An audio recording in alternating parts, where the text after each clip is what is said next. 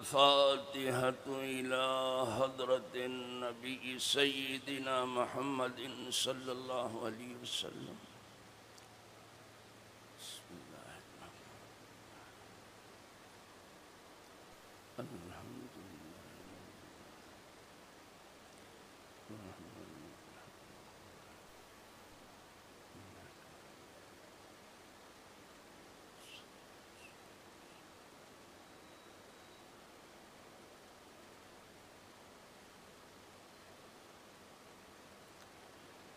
إن الله وملائكته يصلون على النبي يا أيها الذين آمنوا صلوا عليه وسلموا تسليما. اللهم صل وسلم على سيدنا محمد وآله وأصحابه وبارك وسلم صلاة وسلام عليك يا رسول الله. سبحان ربك رب العزة عما يصفون وسلام على المرسلين والحمد لله.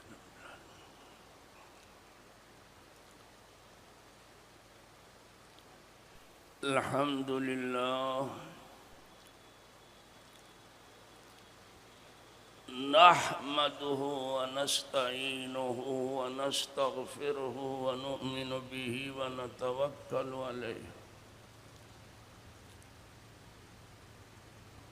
ونعوذ بالله من شرور أنفسنا ومن سيئات أعمالنا. من يهده الله فلا مضل له ومن يضلله فلا هادي له. ونشهد أن لا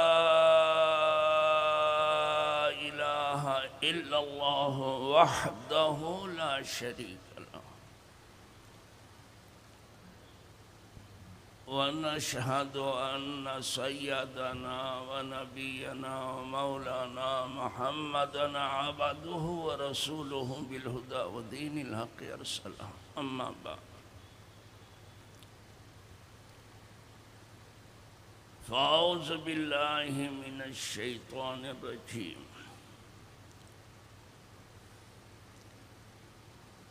بسم الله الرحمن الرحيم. الرحمن علم القرآن خلق الإنسان علمه البيان. صدق الله مولانا العظيم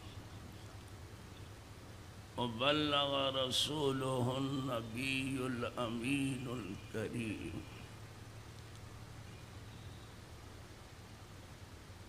ونحن على ذلك من الشاهدين والشاكرين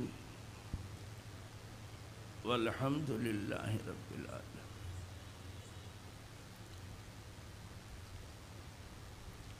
ودانائے سبل ختم الرسل مولائے کل جس نے غبار راہ کو بخشا فروغ وادی سینہ. نگاہ عشق و مستی میں وہی اول وہی آخر، وہی قرآن وہی فرقان وہی یاسین وہی طه. ان کی مہک نے دل کے غنچے کھلا دیے ہیں، جس راہ چل دیے ہیں کوچے بسا دیے. ایک دل ہمارا کیا ہے آزار اس کا کتنا، تم نے تو چلتے پھرتے مردے کھلا دیے. اللہ کیا جہنم اب بھی نہ سرد ہوگا، رو رو کے مصطفیٰ نے دریا بہا دیا.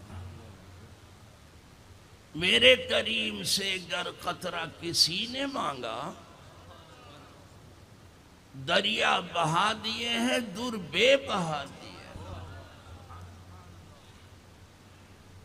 ملک سخن کی شاہی تم کو رضا مسلم، جس سمت آ گئے ہو سکے بٹھا دیے۔ اللہم صلی وسلم علی سیدنا محمد وآلہ واصحابہ وبارک وسلم صلاۃ و سلام علیک یا رسول۔ درود و سلام آپ سب بھی پڑھیں۔ اللہم صلی وسلم علی سیدنا محمد وآلہ واصحابہ وبارک وسلم صلاۃ و سلام علیک یا رسول۔ ایک بار اور پڑھیں۔ اللہم صلی وسلم علی سیدنا محمد وآلہ واصحابہ وبارک وسلم صلاۃ و سلام علیک یا رسول اللہ۔ درود و سلام تو بار بار پڑھیں۔ اللہم صلی وسلم علی سیدنا محمد وآلہ واصحابہ وبارک وسلم صلاۃ و سلام علیک یا رسول۔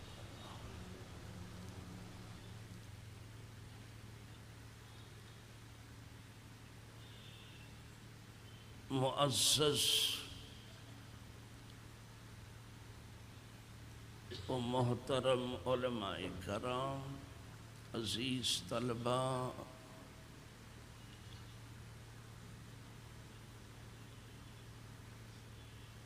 امیر سنی دعوت اسلامی، ان کے جملہ نائبین و معاونین،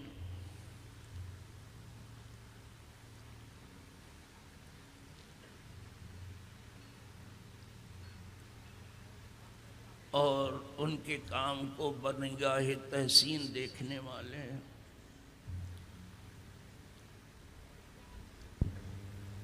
جملہ مومنین و مومنات، جملہ مسلمین و مسلمات، جملہ حاضرین و حاضرات،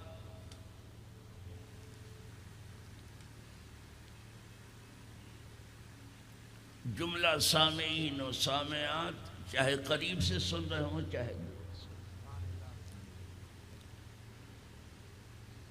اس لیے کہ مجمع یہی نہیں ہے جو سامنے ہے، اصل مجمع تو پیچھے ہے۔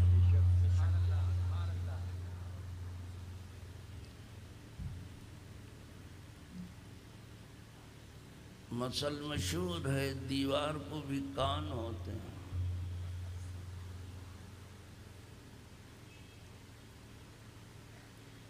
تو آج تو یہ دنیا ایک دنیا ہے جو کان ہی کان ہو گئی ہے، آپ کو خبر بھی نہیں ہوتی کہ وہ آپ کو سن رہی ہے، اور اب تو آنکھوں سے دیکھ بھی رہے ہیں کہ کون سنا رہا ہو، کیسے سنا رہا۔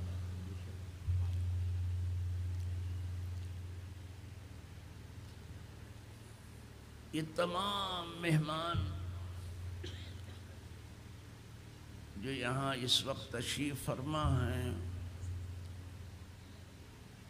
چاہے وہ علماء ہوں، چاہے طلباء ہوں، چاہے ہمارے عوام بھائی ہوں، چاہے مرد ہوں چاہے عورت، ہم سب کو مبارکباد پیش کر رہے ہیں، اور آپ کی اس ذوق سلیم کو مرحبا کہتے ہیں۔ خدا جانے کہاں کہاں سے چل کے آپ آ گئے۔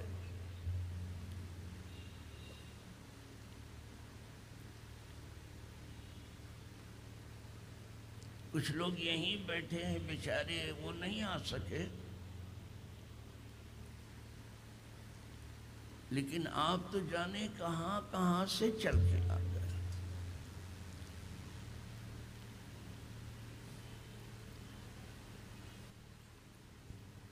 تو یہاں آنے کا بھی ثواب ہے، اور جب یہاں سے کچھ لے کے جائیں گے تو اس کا بھی ثواب ہے۔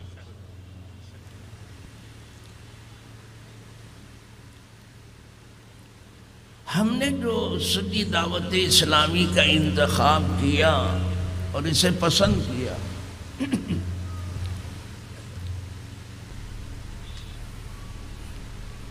اس کی وجہ یہ ہے کہ سنی دعوت اسلامی محض ایک عملی تحریک نہیں ہے، یہ صرف آپ کو عمل کی طرف بلا رہی ہے، یہ علمی تحریک۔ سبحان اللہ۔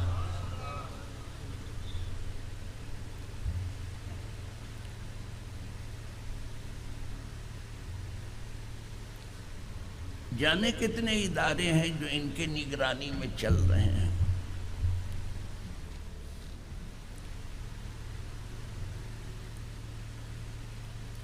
اور کتنے اداروں کو چلانے کی تیاری ہے۔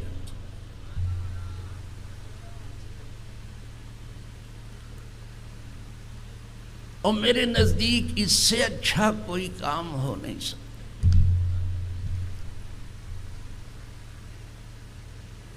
اسی مناسبت سے میں نے سورۃ الرحمن کا انتخاب کیا۔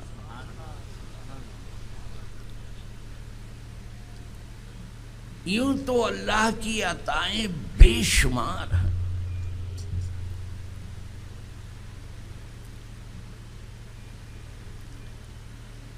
اس کی نعمتیں بے شمار ہیں، اس کے انعامات بے شمار ہیں،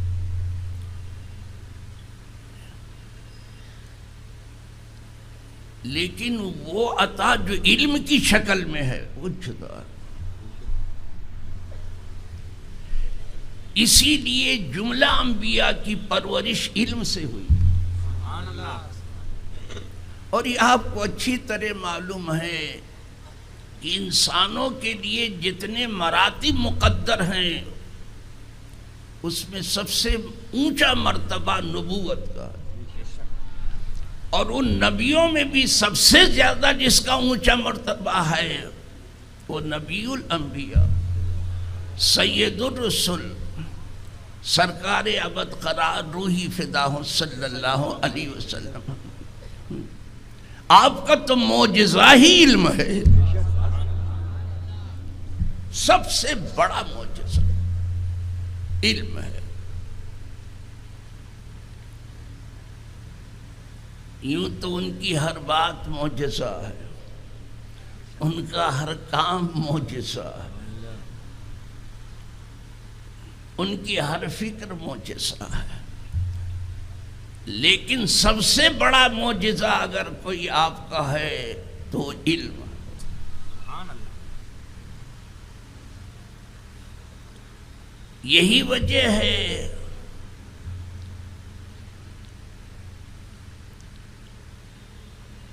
اس امت میں جو اختلافات آپ کو کہیں دکھائی دیتے ہیں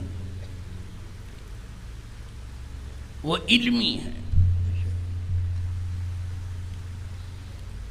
اور ان کا حل بھی علم میں ہے، لڑائی جھگڑے میں نہیں، اس کو علم سے حل کیا جانا چاہیے۔ لڑائی جھگڑا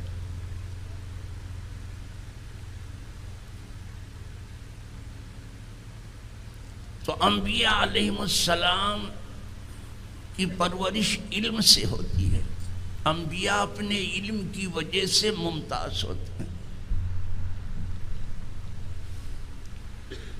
پھر جب یہ ممتاز ہوتے ہیں تو صرف انسانوں میں نہیں، پھر یہ فرشتوں سے بھی آگے نکل جاتے ہیں۔ سبحان اللہ۔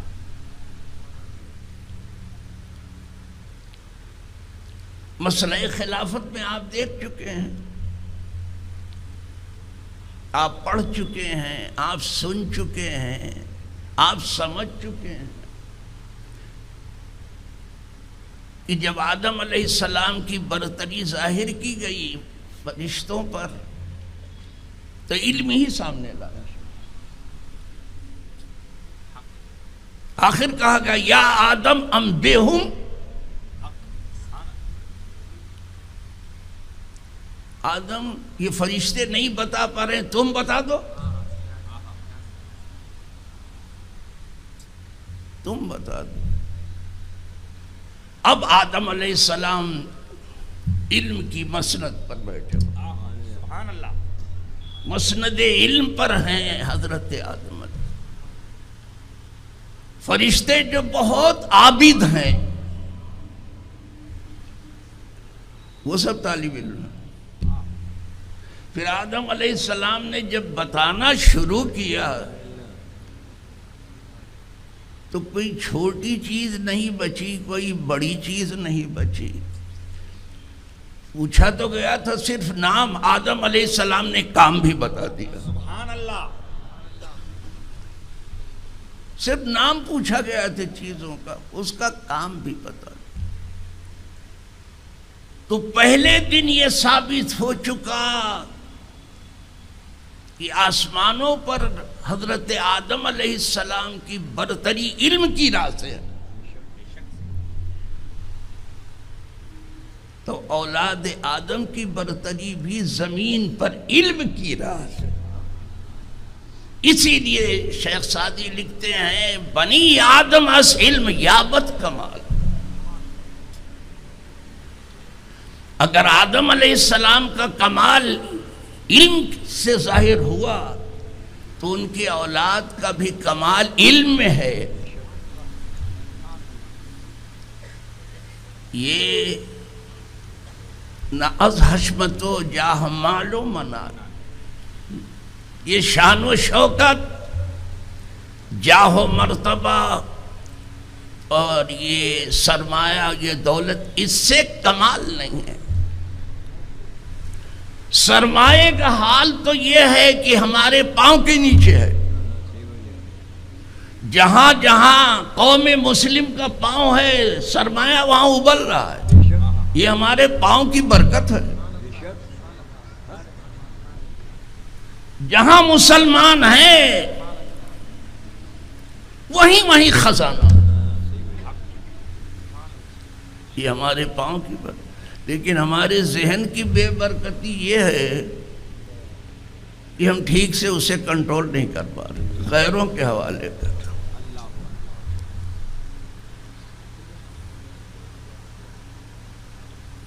افسوس کی بات۔ تو ہمارے لیے بھی کمال کی راہ علم ہے۔ ہمیں صرف علم ہی نہیں حاصل کرنا ہے، علم میں کمال حاصل کرنا، اور جسے قرآن کہتے ہیں وہ تمام علوم کا سر چشمہ ہے۔ کوئی علم ایسا نہیں ہے جو قرآن میں نہ ہو۔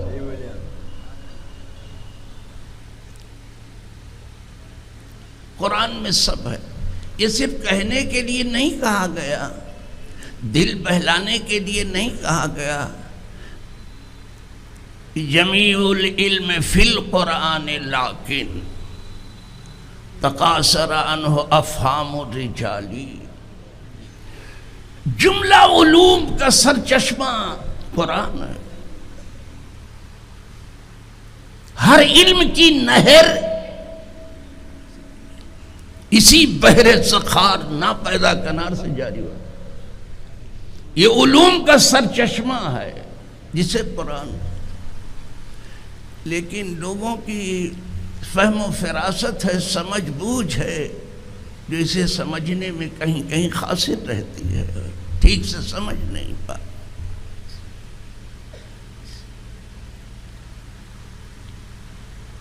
تو ہماری برتری، ہماری فضیلت بھی علم ہی کی راہ سے ہے۔ اسی لیے مکی دور میں سرکار صرف پڑھاتے ہی رہے، لیکن آپ پڑھاتے بھی تھے، عمل بھی کراتے تھے۔ ہماری مصیبت یہ ہے پڑھاتے بہت کچھ ہیں لیکن عمل کچھ نہیں کراتے۔ اب ہم خود ہی جو بے عمل ہوئے تو کون عمل کرے گا؟ لوگ سمجھتے ہیں کہ لوگ ہمیں بڑی غور سے سنتے ہیں، ہوگا ایسا بھی ہوگا جیسا آپ سمجھ رہے ہیں، ضرور آپ کو سنتے ہیں، لیکن جتنا آپ کو سنتے ہیں اتنے اس سے زیادہ آپ کو دیکھتے ہیں کہ آپ کرتے کیا ہو۔ اسی لیے سرکار کو 40 برس تک دکھایا گیا اور 23 برس سنایا گیا۔ آپ کی سمجھ میں تو کچھ آیا ہی نہیں۔ 40 سال دکھایا گیا کہ ہمارے محبوب کو تم اچھی طرح دیکھ لو، اچھی طرح سے پرکھ لو، اچھی طرح سے جانچ لو، قریب سے دیکھ لو، دور سے دیکھ لو، خوب دیکھو، خوب ٹھوک بجا کے دیکھو۔ جب دیکھا تو کیا ہوا؟ کہا الامین ہیں آپ، الصادق ہیں آپ۔ پہلے حضور نے اپنے آپ کو منوا لیا پھر کچھ کہا۔ ہم نے منوایا تو ہے، کچھ نہیں کہے جا رہے ہیں۔ پڑوسی بھی ہمیں ماننے کے لیے تیار نہیں، وہ کہے جا رہے، کہے جاؤ اور کہو۔ کون سنتا ہے بے پر کی بات؟ بڑی مصیبت ہے۔ دکھایا گیا۔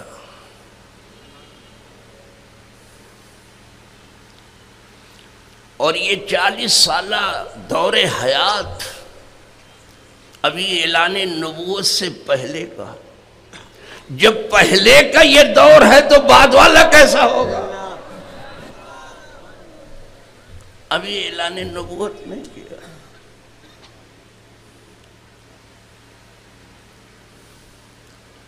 لیکن آپ سے زیادہ سچا پورے مکے میں کوئی نہیں۔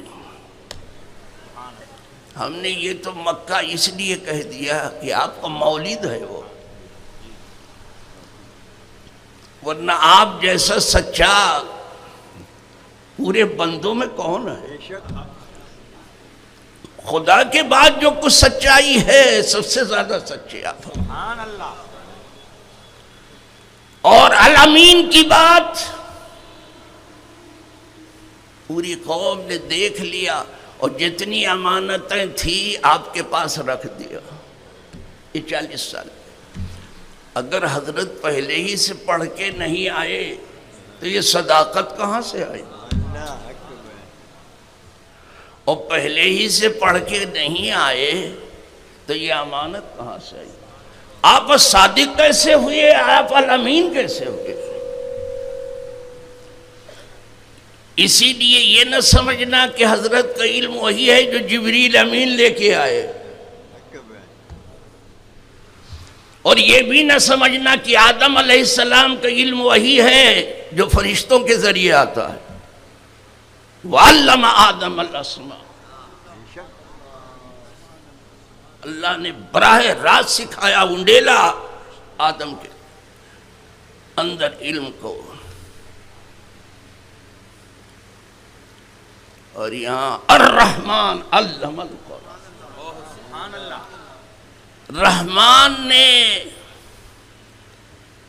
قرآن کی تعلیم دی، اور یہ اتنی واضح چیز ہے کہ کچھ بتانے کی ضرورت۔ کس کو دی یہ نہیں بتایا، یہاں ہم نہیں بتایا۔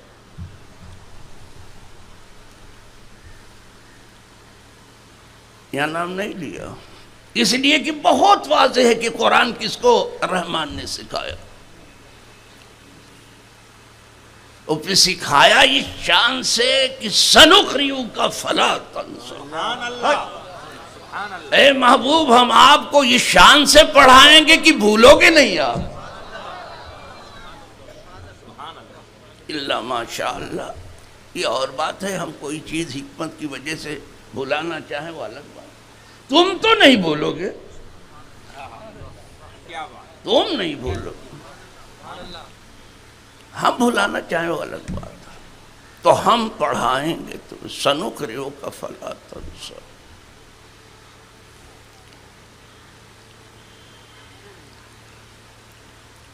ان علینا جمعہ وقرآن، سبحان اللہ. اس قرآن کو پڑھنا بھی ہمارا کام ہے، آپ کے سینے میں جمع کرنا بھی. دیکھنے میں تو جبریل امین، لیکن قدرت نے انڈیلا اپنے محبوب کے اندر پہلے سے.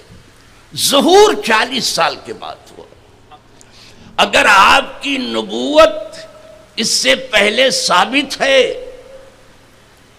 کہ آدم علیہ السلام پیدا ہوں، آپ سے پوچھا گیا تھا متى وجبت لک النبوہ یا رسول اللہ، یہ نبوت آپ کے لیے کب سے ثابت ہوئی؟ عام مقررین و خطبہ جو ہے یہ کہتے ہیں کہ وآدم بین الماء والطین، لیکن ان لفظوں میں یہ حدیث ملتی نہیں ہے.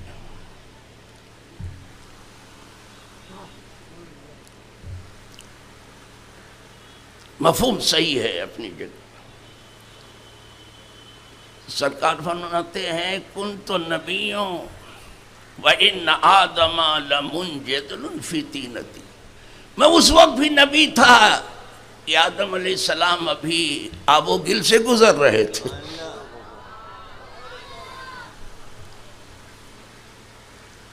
اس وقت بھی نبی تھا، اپنے نبی ہونے کا یقین. سبحان اللہ. آدم بھی نہیں ہے تو یہ علم کس نے دیا؟ آدم تو بھی ہے ہی نہیں ہے، اور آدمی ہی سے تو ہے، آدمی آدم ہی سے ہے. لیکن پہلے سے آپ کو اپنے نبی ہونے کا یقین.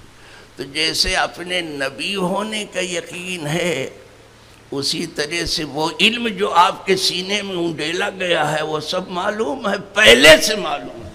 اسی لیے کہا گیا حضرت کا علم علم لدنی تھا. اے امیر، حضرت وہیں سے آئے تھے لکھے پڑھے ہوئے، سب یہاں آ کے پڑھتے ہیں. سرکار وہیں سے پڑھ گیا، سبحان اللہ. وہیں سے پڑھ گیا. نام نہیں لیا گیا الرحمن. بہت مہربان، جس کی مہربانی سمجھ میں نہ آئے، یہ مبالغے کا صیغہ ہے. اور الرحیم سے زیادہ اس میں مبالغہ ہے، علماء سب جانتے ہیں.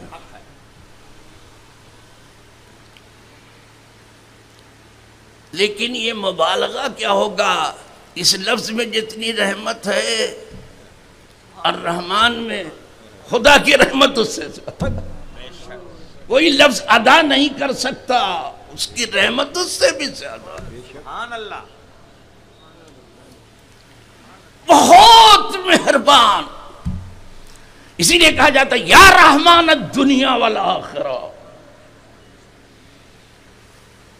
اے دنیا پر رحم کرنے والے. بہت رحمان نہ ہوتا یہ دنیا رہنے کے لائق نہیں تھی.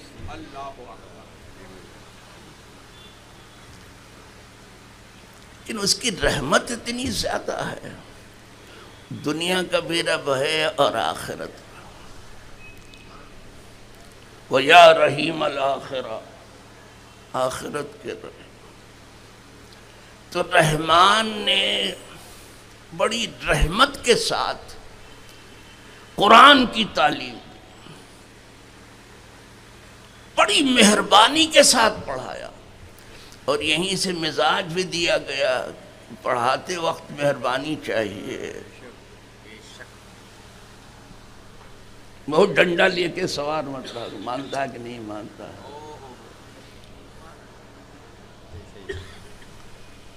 اب سمجھ لینا. تو پڑھانے والا وہ جو عالم الغیب و شہادہ ہے، اور پڑھنے والے وہ ہیں جو اس کے محبوب ہیں. ابھی تک کسی کے پاس پڑھنے گئے ہی نہیں، یعنی نبی امی کچھ نہیں پڑھا ہے دنیا میں۔ جب رحمان نے پڑھایا تو پھر اس طرح سے پڑھایا رحمت کے ساتھ کہ رحمت للعالمین بنا، بہت رحمت والے نے پڑھایا تو آپ کو رحمت للعالمین بنا دیا۔ پتہ نہیں کب سے پڑھایا ہے، اس لیے کہ آپ کا علم روز بروز ترقی پر تھا۔ وَلَلْآخِرَةُ خَيْرٌ لَكَ مِنَ الْأُولَىٰ، پتہ نہیں کب سے پڑھایا جا رہا ہے، کسی کو معلوم نہیں ہے وہ وقت، اور کب تک پڑھایا جائے گی یہ بھی معلوم نہیں ہے۔ تو علم کے رکنے کی بات کوئی نہ کرے، وہ تو جاری ہے۔ اتنا پڑھایا کہ سراپا رحمت بنا دیا، رحمت۔ اس کے بعد فرمایا خلق الانسان، پہلے پڑھانے کی بات آئی، پھر قرآن کی بات ہے، قرآن پڑھایا۔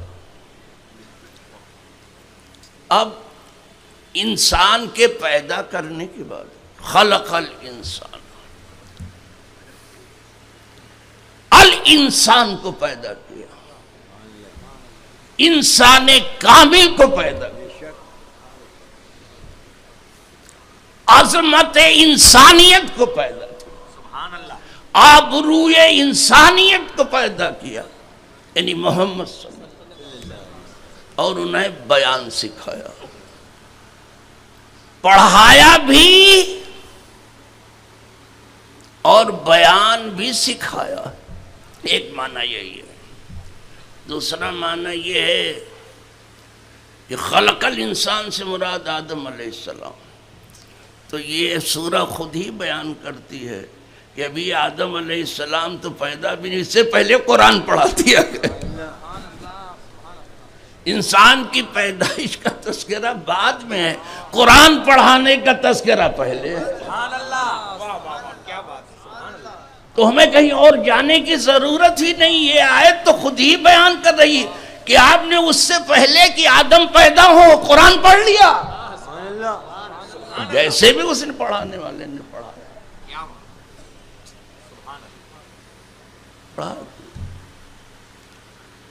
لیکن چونکہ الانسان ہے تو انسان کامل مراد، الف لام داخل ہے، یعنی جسے کہا جائے۔ اور یہ سب جانتے ہیں کہ تمام انسانوں کی دنیا میں جب سے انسان ہے آپ جیسا کوئی انسان نہیں ہے۔ جب تو اعلیٰ حضرت فرماتے ہیں انسان نہیں انسان، وہ انسان ہے، وہی انسان کہتے خلق الانسان والا، وہی لفظ استعمال کیا ہے انسان والا۔ انسان نہیں انسان، وہ انسان ہے۔ یہ حضور انسان ضرور ہیں لیکن ان کے جیسا کوئی انسان نہیں ہے۔ اللہ کی سرتابہ قدم شان ہے یہ۔ اب اسی قرآن کا پھر نام بیٹھے، قرآن تو ایمان بتاتا ہی نہیں، اسی قرآن کا نام بیٹھے، قرآن تو ایمان بتاتا ہے۔ ایمان یہ کہتا ہے میری جان ہے، یہ جان ایمان ہے، یہ روح ایمان ہے۔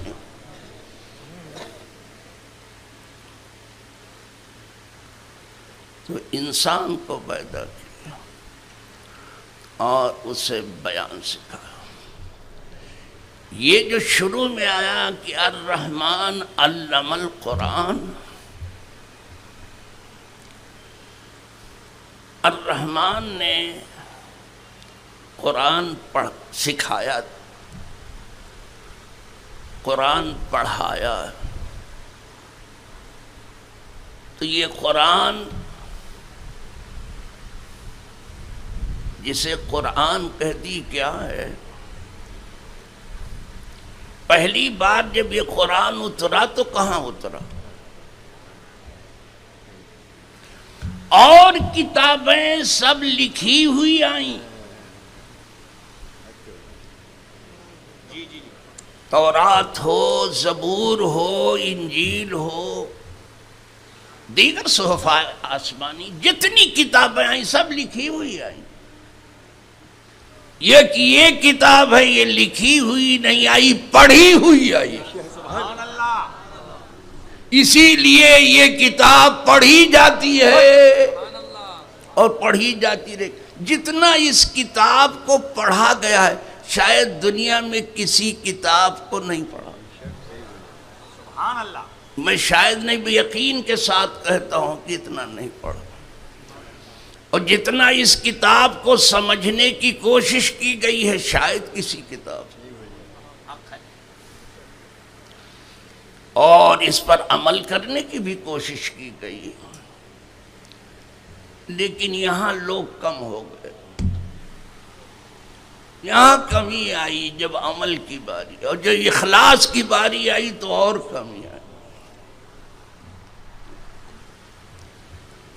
ورنہ جیسے یہ کتاب اتری تھی اسے لوگ پڑھتے، اسے لوگ سمجھتے، اس پر لوگ عمل کرتے تو زمین کے ذرے بھی تھے تو آفتاب بن کے چمکتے، اور یہ دریا کے نزدیک جو آپ دیکھتے ہیں کہ کچھ قطرے ادھر ادھر جوار بھاٹا میں گرتے رہتے ہیں، تو ایک قطرہ ہی صحیح جو ادھر ادھر گرا ہو، اگر یہ دریا کی ایک بوند تھے تو یہ دریا بن جاتے۔ یہ کتاب آئی ہی تھی اس لیے کہ آدمی کو اوپر اٹھا دے، یہ کتاب اسی لیے آئی، اور آخرت میں یہ معاملہ پیش آئے گا۔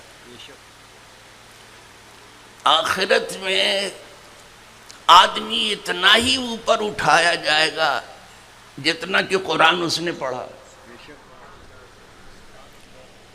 اگر آپ یہاں پڑھتے ہیں تو وہاں بھی پڑھنا پڑے گا آپ کو۔ قاری قرآن کو کہا جائے گا اقرأ ورتقِ ورتل کما ترتل فی الدنیا فإن منزلتک عند آخر آیت تقرأها کما اے قاری قرآن، قرآن پڑھ اور اوپر چڑھ۔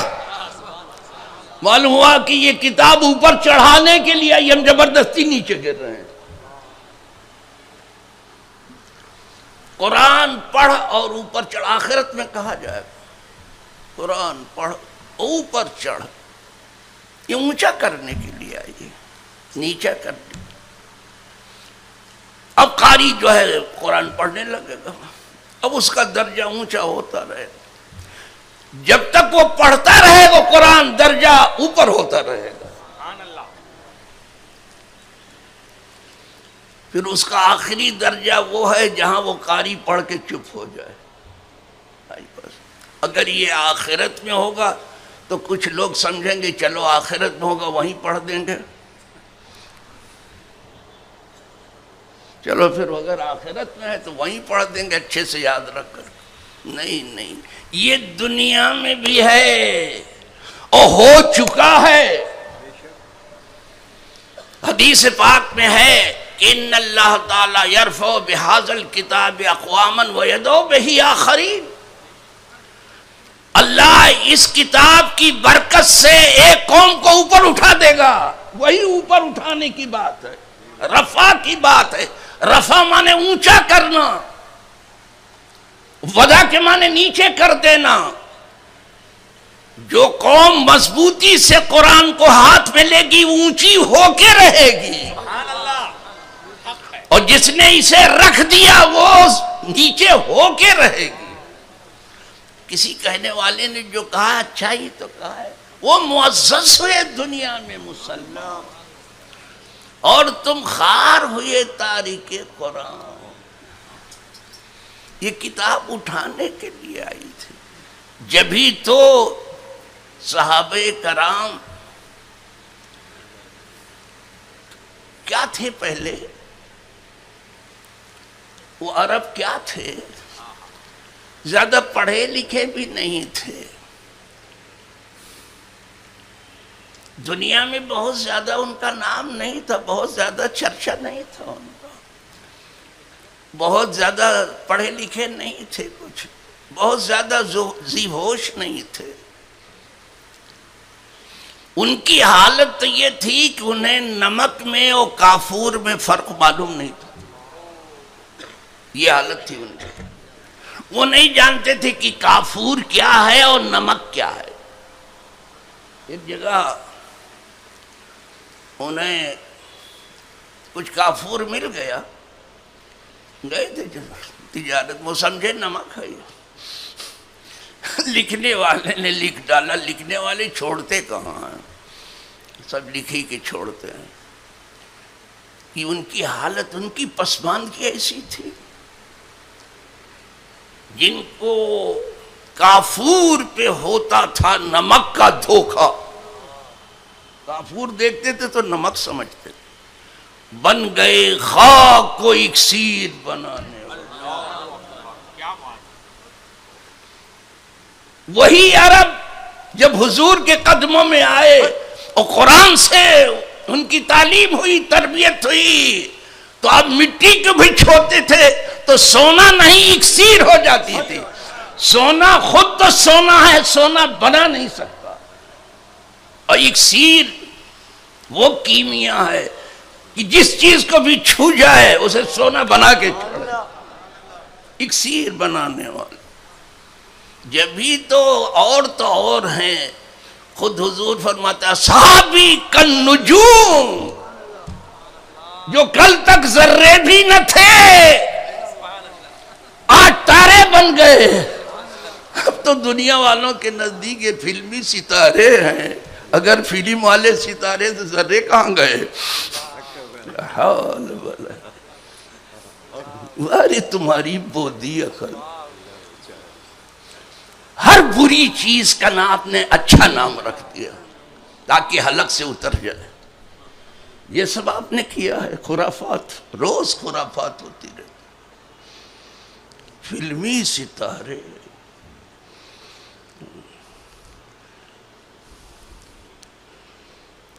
اور اسی طرح ناچ گانے بجانے کا نام فنون لطیفہ، کسیفہ کدھر گیا؟ یہ تو لطیفہ ہو گیا، لطف سے باریکی سے بنا، کسیفہ کدھر گیا؟ یہ تمہارا وظیفہ ہے، وظیفہ حیات، اوپر جانے کے سوچ رہے ہو۔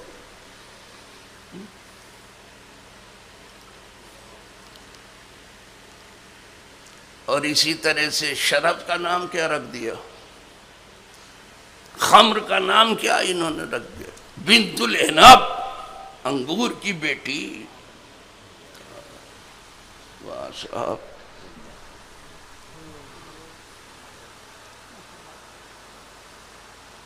اس کا نام بھی جو ہے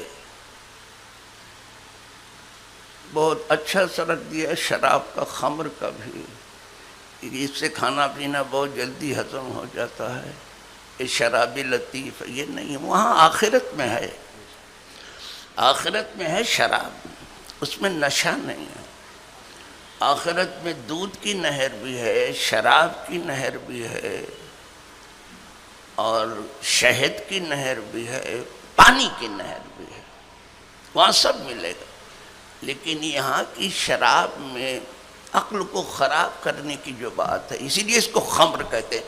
خمر کہتے ہیں ڈھکنے کو، اسی سے بنا ہے خمار، یعنی اوڑھنی جو ڈھکتی، اور اسی سے بنا ہے خمار، کہ میں خمار ہے سو جاؤں گا، عقل کو ڈھک رہا ہے، سمجھے؟ یہ ڈھکنے ہی کے لیے بولا جاتا ہے، خمار ہے ہم کو، نشا، وہاں عقل کو کوئی چیز ڈھکے. یہ حرام اسی لیے ہوئی کہ عقل کو ڈھک لیتی. عقل کو کوئی چیز ڈھکنے والی نہ ہونی چاہیے. تو میں تو عرض یہ کرنے چلا تھا، درمیان میں کوئی ایسی بات آتی تو کہہ دیتا ہوں کہ بھلے یہ عوامی جلسہ گاہ ہے لیکن ہم اسے دینی درسگاہ کی طرف لے جائیں تو حرج کیا ہے.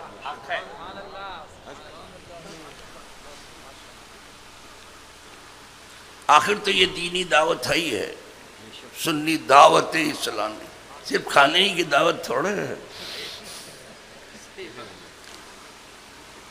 علمی دعوت ہے. اس لیے کہتے تو عرض یہ کر رہا تھا، کل بیچارے جو نمک میں اور کافور میں فرق نہیں پا، اب خواب کو اس کی اکسیر بنا لے. تو خیر یہ تو دنیا کہتی ہے، یہ تو تاریخ کہتی ہے، یہ تو زمانہ کہہ رہا. خود حضور نے جو فرمایا اصحابی کالنجوم فبأیہم اقتدیتم اہتدیتم، میرے صحابہ چمکتے دمکتے تارے ہیں، ان میں سے تم جس کسی کے پیچھے چلو گے راستہ پا جاؤ گے. اس لیے کہ تارے اس لیے ہیں کہ لوگوں کو راستہ ملے، یہ نہیں کہ ان کا راستہ خراب کر ڈالیں. اصحابی کالنجوم، کلام پاک میں ہے وہ بالنجم ہم یہتدون، قافلے تاروں سے راستہ حاصل کرتے ہیں، کشتی چلانے والے بھی تاروں سے راستہ حاصل کرتے ہیں. یہیں سے وہ لوگ بھی سمجھ لیں جو صرف اہل بیت کی بات کرتے ہیں، وہ خلفاء کی بات نہیں کرتے. خلافت ان کی بھی سمجھ میں نہیں آئی. اب جو چیز فرشتوں کی دیر سے سمجھ میں آئی، ان کی سمجھ میں کیا آئے؟ یہ کیا سمجھیں گے؟ تو امامت انہوں نے رکھ لیا ہے، اسی لیے ان کا فرقہ امامیہ نام بھی ہے. ٹھیک ہے، کیا کہنا، ان کی عقیدت و محبت سر آنکھوں پر، خدا ان کی محبت میں زندہ رکھا ہے، موت دے. اہل بیت کا کیا کہنا ہے؟ اہل بیت وہ کشتی ہیں، کشتی نجات ہیں. اگر کوئی نوح کی کشتی میں بیٹھنے والا ساحل تک پہنچ کے رہے گا تو جو اہل بیت کی کشتی میں بیٹھا نجات ہو کے رہے گی. سبحان اللہ، کوئی شک نہیں. مثل اہل بیتی کا سفینۃ نوح، اسی سے تشبیہ حضور نے دی. تم کیا سمجھتے ہو میری اہل بیت کو؟ یہ کشتی نوح ہیں، کا سفینۃ نوح. کیسا ہی طوفان کیوں نہ ہو، اہل بیت کا دامن پکڑو نکل جاؤ گے. سفینۃ نوح. لیکن بچے گا کون؟ من رکبہ، کشتی میں جو بیٹھے نجا، ومن تخلف عنہا فغرق، اور جو کشتی میں نہیں بیٹھا تو اس کے نصیب میں صرف ڈوبنا ہے. یہ سچ ہے اپنی جگہ. حضور نے خود ان کو کشتی نوح سے تعبیر. لیکن کوئی بھی کشتی جب چلتی ہے تو ذرا کشتی بان سے پوچھو کہ کیسے چلتی ہے، تاروں کو دیکھ کر کے سمتیں متعین ہوتی ہے. تو صحابہ تارے ہیں، اہل بیت کشتی ہیں، تاروں کو دیکھتے رہو، سفر کرتے رہو. کیا بات ہے. جی ہاں، اسی لیے اعلیٰ حضرت عظیم البرکت نے کہا اہل سنت کا ہے بیڑا پار کہ اصحاب حضور نجم ہے اور ناؤ ہے اطرت رسول اللہ. اسی لیے فرمایا، سب کو وہ شعر یاد آ گیا. اچھا ہے کہ جو میں بولنا چاہتا ہوں آپ کہتے ہیں یہ بھی میرے دل میں ہے. دیکھنا تقریر کی لذت کی جو اس نے کہا، میں نے یہ جانا کہ گویا یہ بھی میرے دل میں.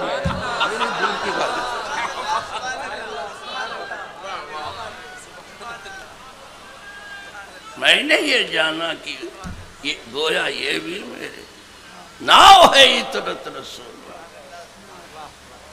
سب دونوں کی ضرورت ہے، دونوں ضروری ہیں۔ تو الحمدللہ وہ صرف جسے صحابہ کہتے ہیں پڑھتے ہی نہیں تھے، پڑھاتے ہی نہیں تھے، عمل بھی کرتے تھے اور عمل کراتے تھے، اخلاص برتتے تھے اور اخلاص کی دعوت دیتے تھے، ان کا کام یہی تھا۔ یہی وجہ ہے کہ تھوڑی سی مدت میں صحابہ نے اس وقت کی 2 سپر پاورز کو، جب صحیح معنوں میں قرآن پر عمل تھا، 2 سپر پاور تھی، ایک کسرا اور دوسرے قیصر، یعنی شاہ ایران کو کسرا کہتے ہیں اور شاہ روم کو قیصر کہتے ہیں۔ ایک کی جمع قیاصرہ آتی ہے، ایک کی جمع اکاسرہ آتی ہے، چاہے اکاسرہ ہو چاہے قیاصرہ۔ اس وقت کی جتنی سپر پاورز تھی سب قرآن پڑھنے والوں کے قدم میں تھی۔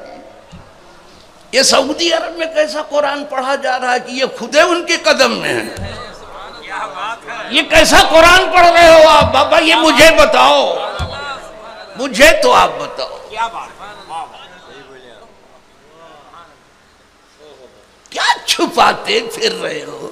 جو کفر از کعبہ برخیزت کجا ماند مسلمانی، اب لکھتے ہو یہ کیا کھیل چل رہا ہے شطرنج کا؟ یہ شاہ گوٹ ہے کہ پیادہ ہے؟ کیا ہوشیاری کر رہے ہو؟ ابھی بھی سانس نہیں لے رہے ہو؟ تم کس طرح سے قرآن رات دن پڑھ رہے ہو کہ تم جو ہے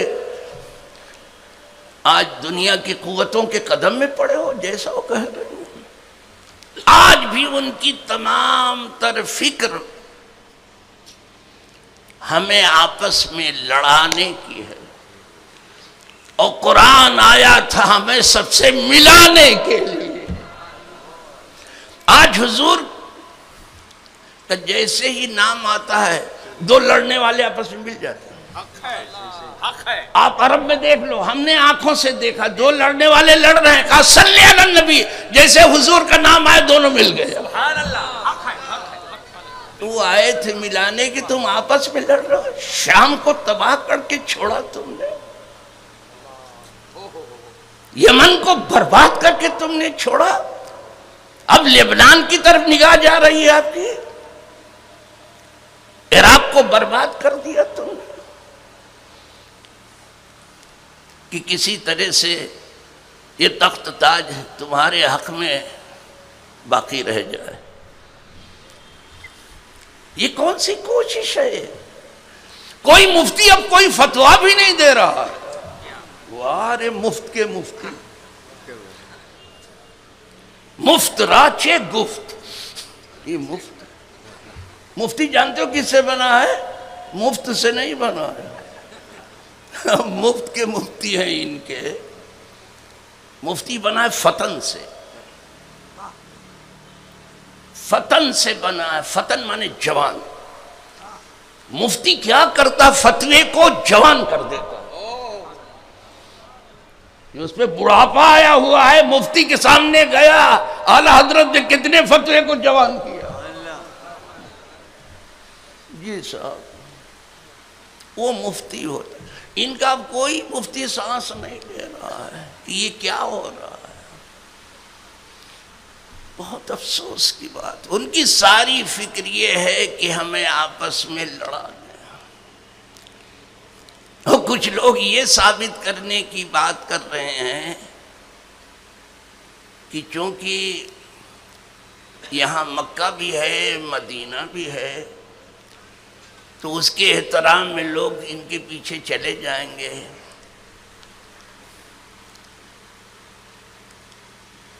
یہی ہے نا. میں عرض کر رہا ہوں کہ کوئی مسلمان کبھی مکے کی طرف دیکھے گا بھی نہیں اگر وہ مسلمان ہے تو. اگر دیکھا کسی نے تو مسلمان ہے ہی نہیں. کوئی بری نگاہ سے دیکھے حرم کی طرف، حرم نبوی کی طرف یا حرم مکہ کی طرف، کوئی ہے ہی نہیں ایسا. اتنا آسان نہیں. یہی مغربی طاقتیں، یہی صہیونیت تو یہی سامراجیت، یہی دیکھے، کوئی دیکھے گا نہیں. مسلمان کا کام یہ نہیں ہے. مسلمان کا کام آپس میں لڑنا نہیں ہے، بلکہ بھائی بھائی ہو کے رہنا، بردر ہو. دعوت سبھی دیتے ہیں، عالمی اخوت کی بات سبھی کرتے ہیں، لیکن کر کے بھی بتایا کسی نے؟ سب بھائیوں سے تو جنگیں ہو رہی ہیں. تو میں تو حکم یہ تھا کہ جو تمہیں سمجھ نہیں سکتے ہیں ان کو سمجھاؤ. جب تم خود لڑنے لگو گے تو کس سے لوگ سمجھیں گے؟ لڑائی بند کرو.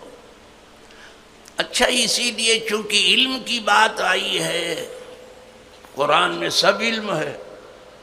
ابھی کہہ چکا، سرکار نے فرمایا کہ اطلب العلم ولو کان بالسین. تو بعض روایتوں میں ہے اطلب العلم ولو بالسین. علم ڈھونڈو بھلے چین میں ملے. چین کا نام لیا، لندن کا نام نہیں لیا، امریکہ کا نام، چین کا نام لیا ہے. اور چین نے اب سب چھین لیا ہے. کیا بات ہے، کچھ رہا نہیں کسی کے پاس، اب کڑکے ہیں. کیا بات. چین نے چین چھین لیا ہے. بہترین معاشی قوت ہے، بہترین سیاسی قوت ہے، بہترین فوجی قوت ہے. جدھر دیکھو حضور نے چین ہی تو چین میں کوئی اور دین کی بات. حضور فرماتے ہیں جہاں بھی علم ملے سب میرا ہی بانٹا ہوا ہے. کیا بات ہے. علم تو میں نے بانٹا ہے. تو چین کی طرف، چین کی طرف دیکھو چین نے کیا کیا ہے. میں سوچتا رہا بہت دن تک کہ چین نے ایسا کیا کیا کہ حضور کہتے ہیں کہ چین کی طرف دیکھو. بولو بالسین.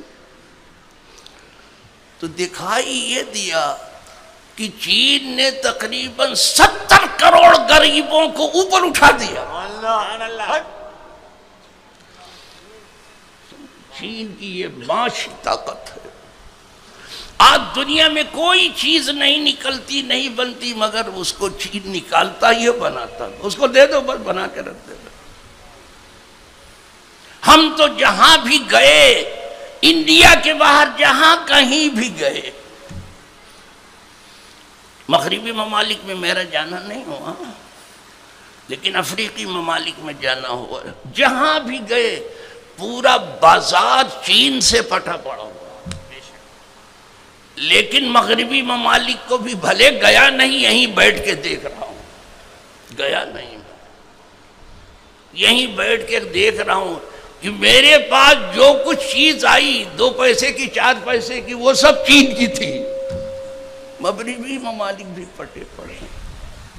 تو اس نے غریبوں کو اٹھایا اور یہاں سرمایہ دارانہ نظام میں چند لوگوں کو اٹھایا جا رہا ہے، غریب کو اور غریب بنایا جا رہا ہے. یہ ہے ان کے زوال کی کہانی. اور حضور غریبوں کے ساتھ تھے. فرماتے تھے یبغونی فی صوفائکم، میرے صحابہ جب مجھے ڈھونڈنا ہو تو غریبوں میں ڈھونڈا کرو. تم غریبوں میں جاتے ہو. اس نے اٹھایا. یوں سپر پاور کوئی بنتا ہے، یوں کوئی طاقتور ہوتا ہے. ہمارے یہاں بھی ایک تو یہ ہے کہ جیسا تعلیمی نظام ہونا چاہیے، عصری نظام، ویسا صحیح معنوں میں نہیں. یونیورسٹیز ہیں لیکن ان میں اساتذہ نہیں. وہ تعلیم نہیں، ایجوکیشن بڑھانے کے سب، اور غریب کو اٹھانے، ملک کو اٹھانا ہے تو غریب کو اٹھاؤ، غریب خودکشی نہ کرے، کسان نہ مرے،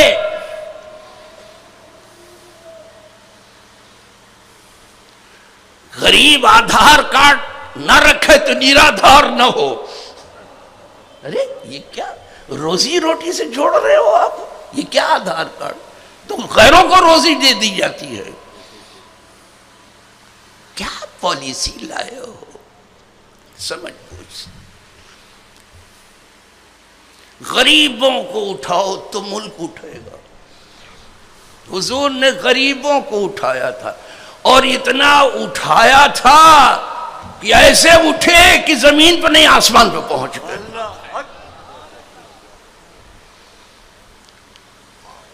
جی صاحب، ہاتھ جس سمت اٹھا، حضرت اسی کو کہہ رہے ہیں، ہاتھ جس سمت اٹھا غنی کر دیا۔ معلوم ہوا پہلے غنی نہیں تھا، حضور کا ہاتھ اٹھا غنی کر دیا۔ موج بحر سماحت پہ لاکھوں سلام، یہ سمندر کی لہریں تھیں جو اٹھتی تھی سخاوت کی شکل میں، اس طرح دیتے تھے حضور، دینے کی شان یہ تھی۔ اب ایک دانے کا آدمی ترس جائے، بھوکھوں مر جائے، اور باتیں لمبی چوڑی۔ کچھ لوگ کاغذ قلم دوات بیچارے لیے بیٹھے رہتے ہیں، جو سمجھ میں آتا ہے اپنی سمجھ سے اچھا ہی لکھتے ہیں، ٹھیک ہے۔ تو سرکار کی نظر چین کی طرف اٹھی، ظاہر ہے چین کے پاس کوئی دینی علم تو ہو کیا، حضور نے بانٹا ہے، معلوم ہے کہ کم از کم وہ غریبوں کو اٹھائے گا۔ چین غریبوں کو اٹھا دیا، اس نے کافی اٹھا دیا ہے۔ آج وہ امریکہ کی آنکھ میں آنکھ ڈال کے بات کر رہا ہے۔ ویٹو پاور بھیک میں نہیں ملتی، طاقت سے ملتی ہے۔ حقوق بھیک میں نہیں ملتے، چھینے جاتے ہیں۔ ایسے بھیک میں کوئی حقوق نہیں دیتا، چھینے جاتے، لیکن زور زبردستی مار پیٹ نہیں، طریقے سے چھینو، لینا ہے تو لو۔ حقوق بھیک میں نہیں ملتا، ضروری ہے۔ تو چین کی طرف جو اشارہ کیا اسی لیے کہ تم دیکھو کیا ضروری ہے کہ ایک جگہ پہ بیٹھے رہو۔ آخر تو حضور ہی نے علم بانٹا تھا نا۔ بخاری شریف کی حدیث ہے، انما انا قاسم واللہ یؤتی، سوائے اس کے نہیں کہ میں بانٹنے والا ہوں اور اللہ دینے والا۔ میں تو بانٹتا ہوں، جو وہاں سے آتا ہے بانٹ دیتا ہوں، اور اللہ دینے والا۔ ایک معنی یہ ہو گیا، میں تو بانٹنے والا ہوں، یعنی موصوف کے لیے صفت ہے۔ دوسرا معنی اس کا یہ ہے کہ میں ہی بانٹنے والا ہوں، خدا ہی دینے والا۔ دوسرے جملے سے آپ کو اتفاق ہے کہ خدا ہی دینے والا ہے۔ پہلے کو کیا ہوا؟ حالانکہ انما جو ہے پہلے پہ لگا ہے، دوسرے پہ نہیں ہے۔ انما جو ہے پہلے پہ لگا ہے، دوسرے پہ نہیں ہے۔ اتنے اندھے بھی کیوں بنے؟ حضور ہی بانٹتے ہیں اور خدا ہی دیتا ہے۔ تو جب حضور نے بانٹا تھا تو چین کی طرف کیا گیا تھا معلوم ہے۔ اور سن لیجئے ایک اور اصول، آپ یہ قاسم العلوم مت کہیے، یہ قاسم العلوم میں نہیں ملے گا، یہ دارالعلوم بریلی میں ملے گا، وہاں سرما لگاؤ تو مل جائے۔ کیا بات ہے، سبحان اللہ، سبحان اللہ، کیا بات ہے، واہ واہ،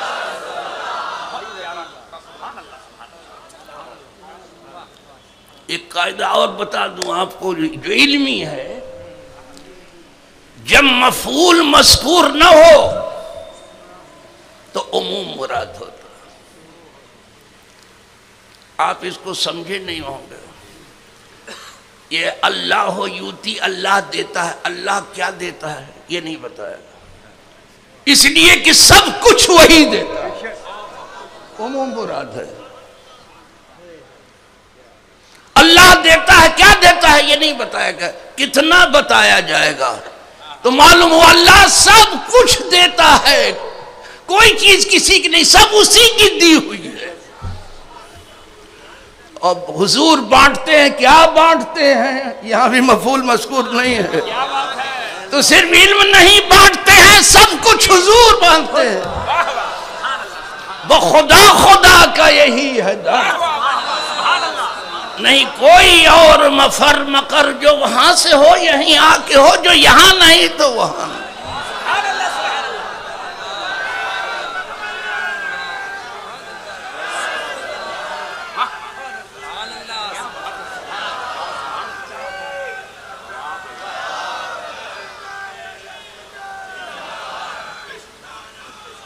یہاں بخدا لگا دیا، بخدا، خدا کی قسم کھا کے ذکر کر رہے ہیں، سرسری طور پر نہیں، دوسری جگہ بھی ذکر کر رہے ہیں. اعلیٰ حضرت اسی کو لا ورب العرش، یہاں بھی قسم، ہرگز نہیں، عرش کے مالک کی قسم، جو جس کو ملا ان سے ملا، بڑھتی ہے کونین میں نعمت رسل. جو کچھ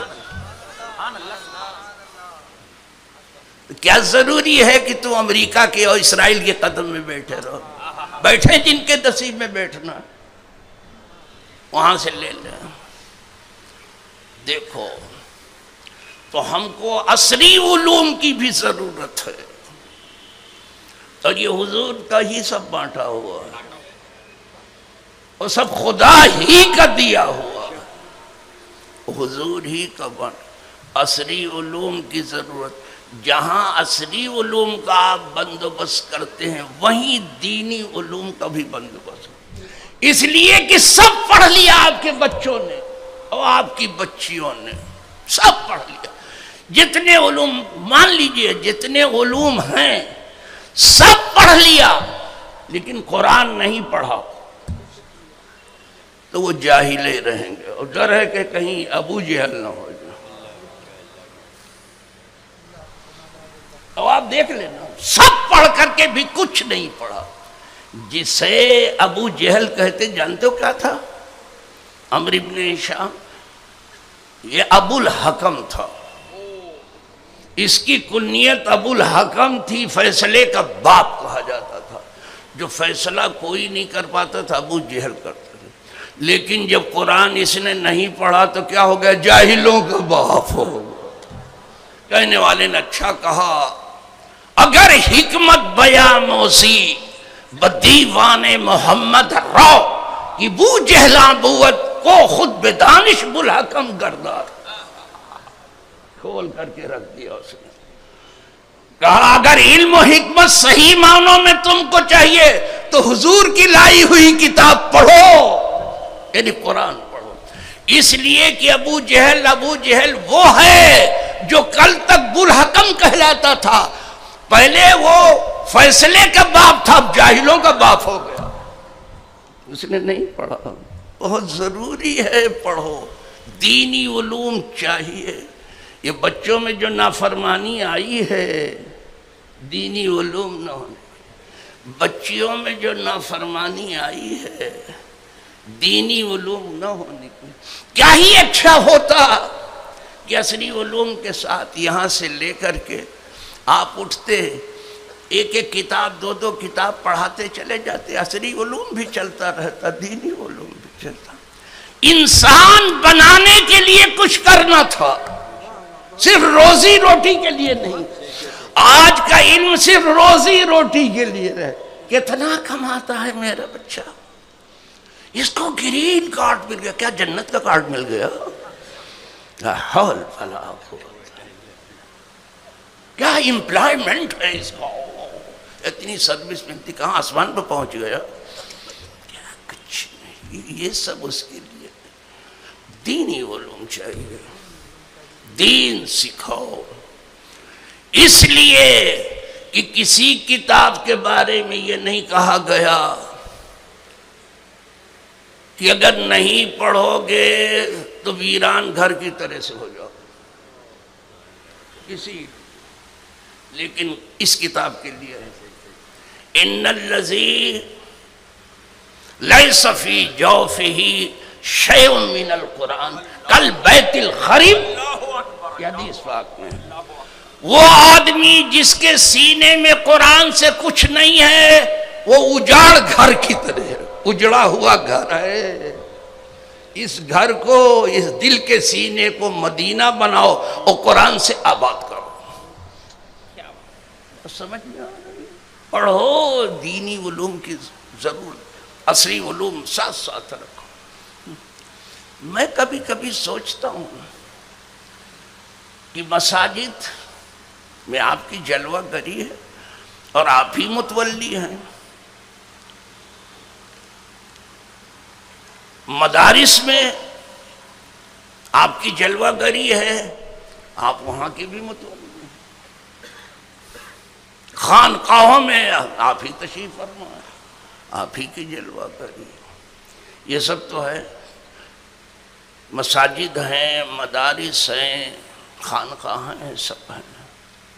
کیا ہی اچھا ہوتا کہ اسکول بھی اپنے ہوتے، کالج بھی اپنا ہوتا، یونیورسٹی بھی اپنی ہوتی، ٹیکنیکل کالج بھی اپنا ہوتا، میڈیکل کالج بھی اپنا ہوتا۔ کیا یہیں چھوڑ دینا تھا؟ یہ آدھا سفر کیوں کیا آپ نے؟ پورا کیوں نہیں کیا؟ سب جو ہے آگے بڑھ رہے ہیں علم میں، آپ کیوں پیچھے ہٹ رہے ہو؟ عصری علوم بھی ضروری ہے، سائنس کا علم ضروری ہے، میتھمیٹک کا علم ضروری ہے، اور اگر یہ ضروری نہ ہوتا تو بدر کے قیدیوں کا چھوٹنا وہ عصری علوم پر نہ ہوتا۔ حضور نے چھوڑ کے بتا دیا کہ تم میرے صحابہ کو عصری علوم بتا دو، تمہیں چھوڑ دیتا ہوں۔ یہ علم کی برکت ہے، اور یہ علم کی ہی برکت تھی، علم کی برکت تھی، جادو کا علم تھا ان کے پاس، لیکن اس علم سے بھی انہوں نے دیکھ لیا کہ موسیٰ کا جو کام ہے وہ جادو نہیں، وہ معجزہ ہے، وہیں سے سمجھ لیا، وہ علم کی وجہ سے ان کی سمجھ میں آ گیا۔ اور وہی علم ہی تو تھا کہ ایک چونٹی کا بھی تذکرہ قرآن میں، قرآن کوئی تذکرہ چھوٹا ہو بڑا چھوڑتا ہی نہیں ہے، کہیں مکھی کا بھی ذکر ہے، کہیں مکڑی کا بھی ذکر ہے، اور کہیں چونٹی کا بھی ذکر ہے، وہ سب وَلَا رَبِّ وَلَا يَابِسٍ إِلَّا فِي كِتَابٍ مُبِينٍ، سب اس میں ہے۔ چونٹی کو دیکھو، ایک چونٹی کا تذکرہ اس کے علم کی وجہ سے ہے، چونٹی نے علم کی بات کی تھی،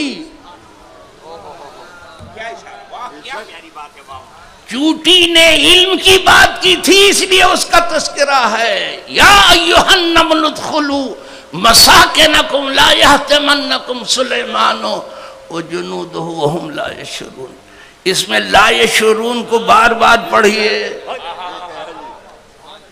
تاکہ شعور آ جائے، لا شعوری زندگی جی رہے ہو نا، لا شعور کو بار بار پڑھیے، وہم لا یشعرون۔